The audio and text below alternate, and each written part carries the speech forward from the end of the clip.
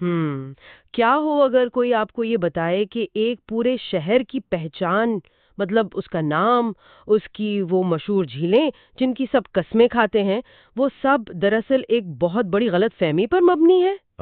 غلط فہمی، یا پھر یوں کہہ لیں کہ تاریخ کی ایک بہت بڑی بھول، اور جب ایسی کوئی بات سامنے آتی ہے تو مطلب دماغ گھوم جاتا ہے۔ بالکل، اور آج کے اس تفصیلی جائزے میں ہم بالکل یہی کرنے والے ہیں۔ ہم تاریخ کی ان تہوں کو کھودنے والے ہیں جن پر صدیوں سے مٹی پڑی تھی۔ اور یہ کوئی معمولی سیشن نہیں ہے۔ آج ہمارے پاس جو شاندار تحقیقی مواد آیا ہے وہ بہت ہی خاص اہمیت کا حامل ہے۔ جی ہاں، بالکل۔ آج کا یہ سیشن خاص طور پر خوشی نہ غمی ٹیم کی طرف سے ہمارے پاس لایا گیا ہے، اور اس کا ایک بہت ہی خوبصورت مقصد ہے۔ دراصل بھوپال کی اس مشہور گنگا جمنی تہذیب کی ایک بہت ہی عظیم اور چلتی پھرتی مثال تھے جناب شیام منشی جی۔ بالکل، اور ان کو ہم سے بچھڑے ہوئے مطلب اس دنیا سے رخصت ہوئے آج پورے 5 سال ہو گئے۔ تو آج کا یہ سیشن ان کی 5ویں برسی کے موقع پر خوشینہ غمی ٹیم کی جانب سے ان کو ایک خراج عقیدت ہے۔ بہت ہی زبردست کاوش ہے۔ شیام منشی جی کو بھوپال سے بے پناہ محبت تھی، اور اسی محبت میں انہوں نے ایک شاہکار کتاب لکھی، ہندی اور اردو دونوں زبانوں میں، جس کا عنوان ہے بھوپال صرف نقش قدم رہ گئے۔ اور میں بتاتا چلوں کہ یہ کوئی عام روایتی تاریخی کتاب نہیں ہے۔ اس میں صرف بادشاہوں اور محلات کا ذکر نہیں ہے۔ ہاں ہاں، یہی تو اس کتاب کی سب سے خاص بات ہے۔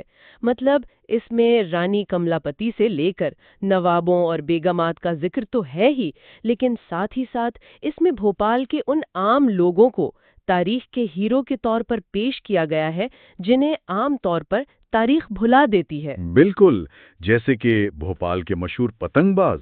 ہاں، اور کبوتر باز، مطلب بھوپال کے نائی، وہاں کے ہاکی کے لیجنڈ کھلاڑی، قوال حضرات، موسیقار، گیتکار، پہلوان، اور تو اور بھوپال کے مشہور بدماشوں تک کی کہانیاں اس میں درج ہیں۔ صحیح بات ہے، ایک پورے معاشرے کا عکس ہے یہ کتاب۔ تو آج خوشی نہ غمی ٹیم کی اسی گزارش پر ہمارا مشن یہ ہے کہ ہم اس کتاب کے ایک انتہائی چشم کشا باب، جس کا نام ہے بھوپال سے بھوپال، اس کا گہرائی سے جائزہ لیں۔ ہم دیکھیں گے کہ اس شہر کی اصل بنیادیں کیا ہیں، اور وہ گنگا جمنی تہذیب کیسے بنی جس پر آج سب کو فخر ہے۔ تو پھر شروعات وہیں سے کرتے ہیں جو کسی بھی شہر کی سب سے پہلی اور بنیادی شناخت ہوتی ہے، یعنی اس کا نام۔ اچھا، یہیں پر تو سب سے بڑا دھماکہ ہے۔ مصنف کے مطابق اس شہر کا اصل نام بھوپال تھا ہی نہیں۔ ذرا اس بات کی وضاحت کریں گے؟ ضرور۔ دیکھیے، اگر ہم بھوپال کے اس پورے خطے یعنی گونڈوانا کی تاریخ پر نظر ڈالیں تو یہ کوئی چھوٹی موٹی تاریخ نہیں ہے۔ 359 عیسوی سے لے کر 1781 عیسوی تک، یعنی 1400 سال سے بھی زیادہ عرصے تک یہاں گونڈ راجاؤں نے حکومت کی۔ 1400 سال، یہ تو بہت لمبا عرصہ ہے۔ جی، اور اس دوران کل 63 گونڈ راجا گزرے ہیں۔ اسی تسلسل میں اگر ہم 650 عیسوی کے آس پاس جائیں تو 10ویں راجا کا دور آتا ہے۔ ان کا نام تھا کھوپال شاہ۔ اچھا، کھوپال۔ بالکل، اور انہی کے نام پر اس بستی کا جو اصل نام رکھا گیا تھا وہ کھوپال تھا۔ بھوپال نہیں، کھوپال، بھ کی جگہ کھ۔ حیرت کی بات ہے، کھوپال، لیکن مطلب ایک پورا شہر اپنا نام کیسے بھول سکتا ہے؟ مقامی لوگوں کی اپنی یادداشت ہوتی ہے، زبان ہوتی ہے، یہ اچانک بھوپال کیسے بن گیا؟ کیا لوگوں نے راتوں رات اپنا نام بدل لیا؟ راتوں رات تو نہیں بدلا، لیکن اس کے پیچھے نوآبادیاتی دور یعنی انگریزوں کے انتظامی نظام کی ایک بہت بڑی، جسے ہم کہہ سکتے ہیں، لاپرواہی چھپی ہے۔ لاپرواہی؟ مطلب کوئی سازش تھی یا محض غلطی؟ اسے آپ ایک سنگین کاغذی غلطی کہہ سکتی ہیں۔ جب انگریزوں نے یہاں کے معاملات سنبھالے اور دستاویزات بنانا شروع کیے تو انہوں نے لاپرواہی سے انگریزی ہجے میں اسے BHOPAL لکھ دیا۔ اوہ، تو حرف بی لکھ دیا گیا کھوپال کی جگہ۔ بالکل۔ اب ہوتا یہ ہے کہ جب کوئی بیرونی طاقت زمین پر قبضہ کرتی ہے تو وہ صرف زمین نہیں بلکہ سرکاری کاغذات، عدالت اور ٹیکس کے نظام پر بھی قابض ہو جاتی ہے۔ جب ہر سرکاری کاغذ پر، ہر مہر پر بھوپال لکھا جانے لگا تو مقامی لوگوں کے پاس سرکاری کاموں کے لیے اسے تسلیم کرنے کے سوا کوئی راستہ نہیں بچا۔ کیا بات کر رہے ہیں؟ یعنی محض ایک کلرک کی ٹائپنگ کی غلطی یا ہجے کی غلطی نے 1000 سال پرانی تاریخ مٹا دی؟ جی ہاں، اور مصنف نے اس کا ایک بہت ہی ٹھوس ثبوت دیا ہے جو بڑا دلچسپ ہے۔ वो बताते हैं कि कोई 50-55 साल पहले तक भी जो इलाके के पुराने बुजुर्ग थे वो इसे खोपाल ही पुकारते थे। वाकई? मतलब जुबानी तारीख में वो नाम जिंदा था? बिल्कुल जिंदा था। और सिर्फ जुबानी नहीं, मुसन्निफ एक बसरी सबूत देते हैं कि पुराने रेलवे स्टेशन के प्लेटफॉर्म पर जो लोहे का बोर्ड लगा होता था जिसका पस मंजर पीला और हरूफ काले होते थे, उस पर हिंदी जुबान में बाकायदा खोपाल ही लिखा होता था। पुराने रेलवे टिकटों पर भी यही छपता था। ये तो बहुत ही जबरदस्त बात है। फिर तो मुकामी लोगों ने इस नाम के बदले जाने पर कोई रद्दे अमल भी दिया होगा? रद्द अमल तो आया, लेकिन एक और ही रुख से। किताब में बताया गया है कि जब अंग्रेजी का ये नाम राइज होने लगा तो कुछ लोगों ने इसका फायदा उठाते हुए इसे भोजपाल में तब्दील करने की मुहिम शुरू कर दी। भोजपाल? मतलब राजा भोज के नाम पर? जी बिल्कुल। मुसन्निफ इसे तारीख मस्क करने की एक बाकायदा और शौरी साजिश करार देते हैं। उनका मानना है कि ये एक तरह से गौंड राजा खोपाल शाह की जो विरासत थी उसकी बेइज्जती तो थी ही, लेकिन साथ ही राजा भोज के नाम को भी गलत तरीके से इस्तेमाल करने की कोशिश थी। एक गलती को छुपाने के लिए एक नई मनगढ़ंत तारीख खड़ी करने की कोशिश। सही कहा आपने। लेकिन इसमें एक अच्छी बात यह हुई कि मुकामी लोगों ने इस मसनूई तब्दीली को मानने से इनकार कर दिया। उन्होंने उसे मुस्तरद कर दिया। वो अंग्रेजों की कागजी गलती से भोपाली तो कहलाने लगे, लेकिन उन्होंने खुद पर भोजपाली का लेबल नहीं लगने दिया। ये तो हुई नाम की बात। लेकिन जब नाम बदलने से तारीख इतनी मुतासर हो सकती है, तो मुझे लगता है कि शहर की और भी बहुत सी पहचानें ऐसी होंगी जिनकी असल कहानी कुछ और होगी। बिल्कुल। और इससे हम आते हैं शहर की उस शनाख्त पर जिसके बगैर भोपाल का तस्वुर ही मुमकिन नहीं। झीलें? जी हाँ, जिसे बड़ा तालाब कहा जाता है। आपको ये सुनकर झटका लगेगा कि मुसन्निफ के मुताबिक भोपाल में कुदरती तौर पर कोई झील या लेक मौजूद ही नहीं है। क्या? मतलब भोपाल को तो कहा ही झीलों का शहर जाता है। मैं तो हमेशा से यही सुनती आई हूँ। अगर वो झीलें नहीं हैं तो फिर क्या है? यहाँ हमें थोड़ा सा अर्जियात और ज्योग्राफी का फर्क समझना होगा। देखिए, कुदरती झील या लेक वो होती है जो जमीन की किसी अंदरूनी तब्दीली से खुद ब खुद बने और जिसका पानी का अपना कोई चश्मा हो। भोपाल के ये जो आबी ज़खायर हैं, ये दरअसल इंसानों के बनाए हुए डैम, तालाब और तुलियां हैं। अच्छा, यानी ये मैन मेड है। बिल्कुल। इनको नदी नालों का पानी रोककर एक खास इंजीनियरिंग के तहत बनाया गया है। ये तो और भी कमाल की बात है। अगर ये इतने बड़े तालाब इंसानों ने बनाए हैं, तो फिर वो इंसान था कौन? क्योंकि आमतौर पर तो यही कहा जाता है ना कि ये बड़ा तालाब राजा भोज ने बनवाया था। और यही वो दूसरा बड़ा तारीखी धोखा है जिसे ये किताब बेनकाब करती है। मुसन्निफ वाज़े अल्फाज में लिखते हैं कि ये मशहूर बड़ा तालाब राजा भोज का शाहकार नहीं है, बल्कि इसका असल मेमार एक आम गोंड बाशिंदा था जिसका नाम कालिया था। कालिया गौंड? ये नाम तो तारीख की निसाबी किताबों में कहीं नजर नहीं आता। एक आम गोंड बाशिंदे ने इतने बड़े पैमाने पर पानी कैसे रोका? मतलब उस वक्त कोई जदीद मशीनें तो थी नहीं। यही तो उस शख्स की जोग्राफियाई समझबूझ का कमाल था। कालिया ने बदबुदा के मुकाम को चुना। ये एक ऐसी जगह थी जहां दो नदियां कोलांस और उलझावन आकर मिलती थीं। कालिया ने वहां के कुदरती बहाव को समझकर मिट्टी और पत्थर का एक पुश्ता या डैम तामीर किया। यानी उसने उन नदियों के रास्ते में दीवार खड़ी कर दी? जी। और जब उन नदियों का पानी रुका तो उसने उस वसी बड़े तालाब की शक्ल इख्तियार कर ली। हैरत अंगेज। लेकिन क्या तारीख में उस कालिया गौंड की मेहनत का कोई सबूत बाकी बचा है? खुशकिस्मती से फितरत को अपना रास्ता याद रहता है। इस बात का सबसे बड़ा सबूत यह है कि आज भी उस डैम का जो ओवरफ्लो है, यानी जब पानी भर जाता है और जहां से वो इजाफी पानी बहकर निकलता है, उसे आज भी कालिया सूत के नाम से ही पुकारा जाता है।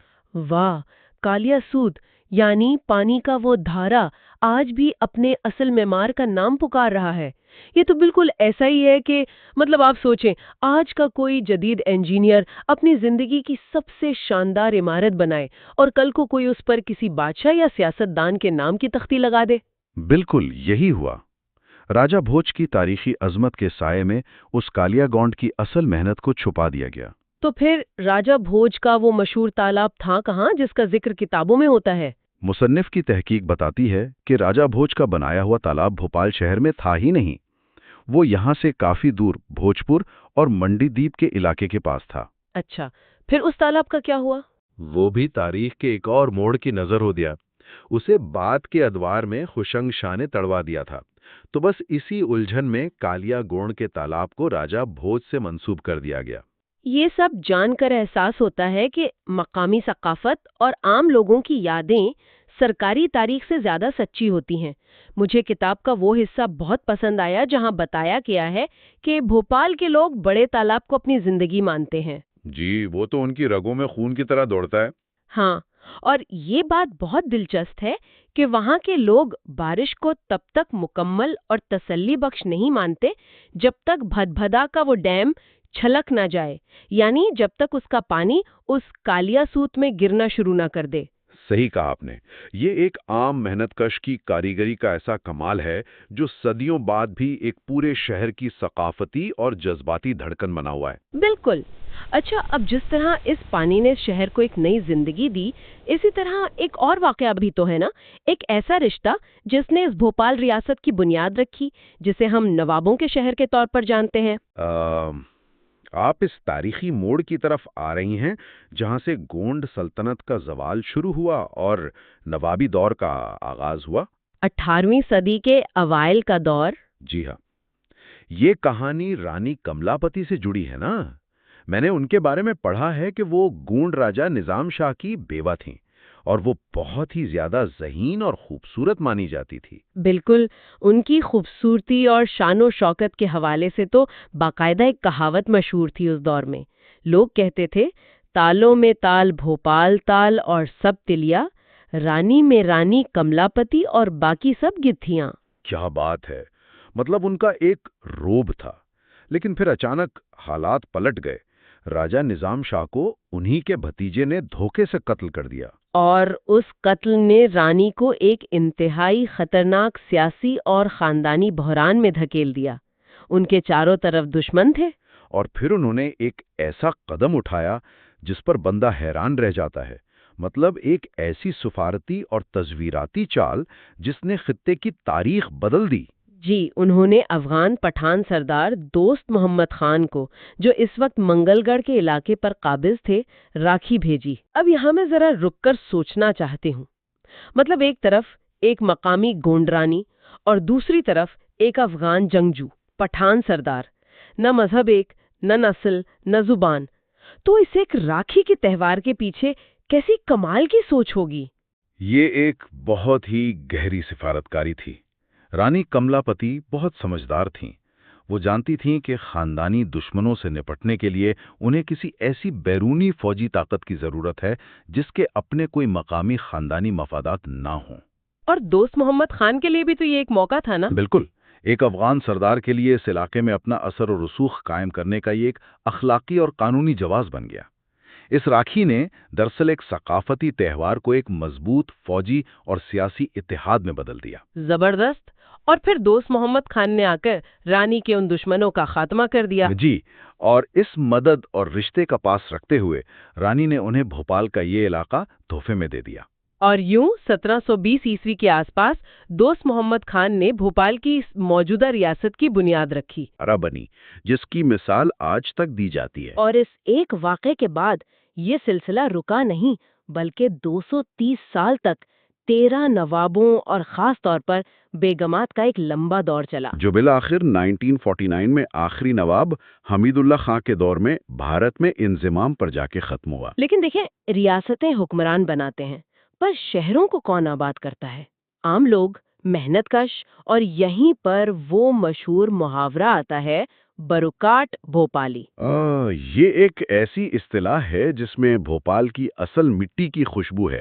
جب دوست محمد خان نے یہاں قدم رکھے تھے تو یہ کوئی سجا سجایا شہر نہیں تھا، بلکہ جنگل تھا، رائٹ؟ بالکل گھنا جنگل. اور وہاں ایک خاص قسم کی بڑی موٹی اور سخت گھاس اگتی تھی جسے مقامی زبان میں برو کہتے تھے. تو اس برو کا کاٹنا کوئی آسان کام تو نہیں ہوگا؟ بالکل نہیں. یہ سخت مشقت کا کام تھا. اور جن عام لوگوں نے، مزدوروں نے، کاریگروں نے سب سے پہلے یہاں آ کر اس گھاس کو اپنے ہاتھوں سے کاٹا، زمین کو صاف کیا اور یہاں بستیاں بسائیں، انہی کو بروکاٹ بھوپالی کہا جاتا ہے. واہ!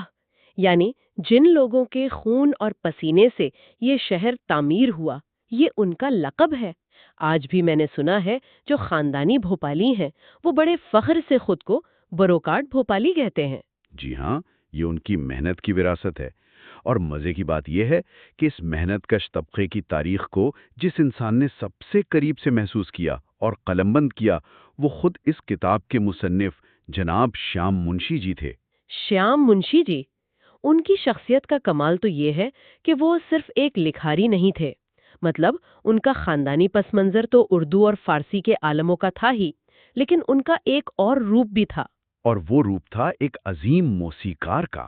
ہاں، میں نے پڑھا ہے کہ وہ باقاعدہ پدم شری استاد عبداللطیف خان صاحب کے شاگرد تھے۔ بالکل، اور انہوں نے صرف موسیقی سیکھی اور سنی نہیں، بلکہ انہوں نے اپنے ہاتھوں سے ساز تخلیق کیے۔ انہوں نے لطیف سارنگ، ہنسا وینا اور یہاں تک کہ دنیا کی سب سے چھوٹی سارنگی تک بنائی۔ یہ بڑی حیرت کی بات ہے، ایک تاریخ دان جو موسیقی کی گہرائیوں کو بھی جانتا ہو، اس کا تاریخ کو دیکھنے کا نظریہ کتنا مختلف ہوگا۔ بہت مختلف۔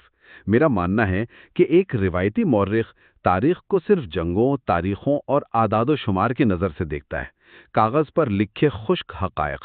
لیکن ایک موسیقار، ایک فنکار جو ساز کے تار چھیڑ کر دھنیں بناتا ہے، وہ تو سماج کی ہر آواز سنتا ہے۔ اسے معلوم ہوتا ہے کہ حکمران کی آواز کیا ہے اور ایک محنت کش کی، ایک بروکاٹ کی دھڑکن کی آواز کیا ہے۔ بالکل صحیح کہا آپ نے۔ شیام منشی جی 70 سال کی عمر کے بعد بھی ادب اور موسیقی میں اسی لیے اتنے متحرک رہے کیونکہ وہ اس سماجی سمفنی کو، اس دھن کو مسلسل سن رہے تھے۔ اور شاید یہی وجہ ہے کہ ان کی یہ کتاب بھوپال صرف نقش قدم رہ گئے، محض ایک کتاب نہیں لگتی، بلکہ ایک پورے شہر کی سانس لیتی ہوئی ایک زندہ دستاویز محسوس ہوتی ہے۔ تو آج کے اس طویل اور شاندار سفر سے ہم نے تاریخ کے کتنے ہی پوشیدہ ورق الٹے ہیں۔ اگر ہم اسے جلدی سے سمیٹیں تو ہم نے دیکھا کہ کیسے گونڈوانا کا وہ قدیم کھوپال محض ایک کاغذی ہجے کی غلطی کی وجہ سے ہمیشہ کے لیے بھوپال بن گیا۔ اور ہم نے یہ بھی جانا کہ وہ عظیم بڑا تالاب کسی راجا کی نہیں بلکہ ایک عام گونڈ باشندے کالیا گونڈ کی کمال انجینئرنگ کا نتیجہ تھا، جو آج بھی کالیا سوت کے روپ میں بہہ رہا ہے۔ اور کیسے ایک ثقافتی راکھی نے ایک گونڈ رانی اور افغان پٹھان کے بیچ سفارت گاری کی ایسی تاریخ رقم کی جس سے 250 سالہ نوابی دور اور گنگا جمنی تہذیب کی بنیاد پڑی، جس کے جنگلوں کو بروکاٹ بھوپالیوں نے کاٹ کر ایک ایسا جیتا جاگتا شہر بنا دیا۔ اس سب کا سب سے بڑا سبق یہی ہے کہ تاریخ صرف نصابی کتابوں میں قید نہیں ہوتی، یہ ہماری روزمرہ کی بول چال میں، محاوروں میں اور عمارتوں کی اینٹوں میں زندہ رہتی ہے۔ بالکل، اور ہم ایک بار پھر یاد دلانا چاہیں گے کہ آج کی یہ تمام بصیرت اور یہ معلوماتی نشست ہمیں خوشی نہ غمی ٹیم کے توسط سے ملی ہے۔ یہ ان کی طرف سے جناب شیام منشی جی کی یاد کو خراج عقیدت پیش کرنے کی خوبصورت کوشش تھی۔ اور یہ بہت ضروری ہے کہ اس طرح کی کاوشوں کی حوصلہ افزائی کی جائے۔ جی، اس لیے سننے والوں سے گزارش ہے کہ اگر آپ کو یہ تاریخی حقائق اور یہ انداز پسند آیا ہے تو ضرور اس پر کامنٹ کریں اور انہیں فالو کریں، کیونکہ اب خوشی نہ غمی کی یہ بہترین ٹیم باقاعدہ یوٹیوب اور انسٹاگرام پر بھی موجود ہے۔ آپ کو وہاں ایسے ہی مزید شاندار موضوعات ملیں گے۔ تاریخ کو زندہ رکھنے کا بہترین طریقہ اسے شیئر کرنا اور اس پر بات کرنا ہی ہے۔ بالکل، اور اب آخر میں ایک ایسا سوال جس نے خود مجھے بھی سوچنے پر مجبور کر دیا ہے اور سننے والوں کے لیے بھی یہ واقعی غور کرنے کا مقام ہے۔ وہ کیا؟ دیکھیں، اگر محض انگریزوں کے دفتری نظام کی ایک ہجے کی غلطی یا ایک کلرک کی بے دھیانی گونڈ راجہ کھوپال شاہ کی 1400 سالہ وراثت کو کاغذات سے مٹا سکتی تھی، تو ذرا سوچئے ہم جن شہروں، جن گلیوں اور جن گاؤں میں آج رہتے ہیں، ان کے موجودہ ناموں اور سائن بورڈز کے پیچھے کیا کچھ چھپا ہوگا۔ یہ تو واقعی ایک گہرا سوال ہے۔ کتنے ہی ایسے کالیا گونڈ ہوں گے یا بروکاٹ محنت کش ہوں گے جن کے خون پسینے سے بنی عمارتوں اور شاہکاروں پر آج کسی اور کے نام کی تختیاں لگی ہیں۔ اس سے پہلے کہ ہمارے بزرگوں کے سینوں میں محفوظ وہ زبانی کہانیاں ہمیشہ کے لیے مٹی میں مل جائیں، کیا یہ ہمارا فرض نہیں کہ ہم خود ان نقش قدم کی تلاش شروع کر دیں؟ اگلی بار تک کے لیے اسی سوچ کے ساتھ حقائق کی کھوج جاری رکھیے۔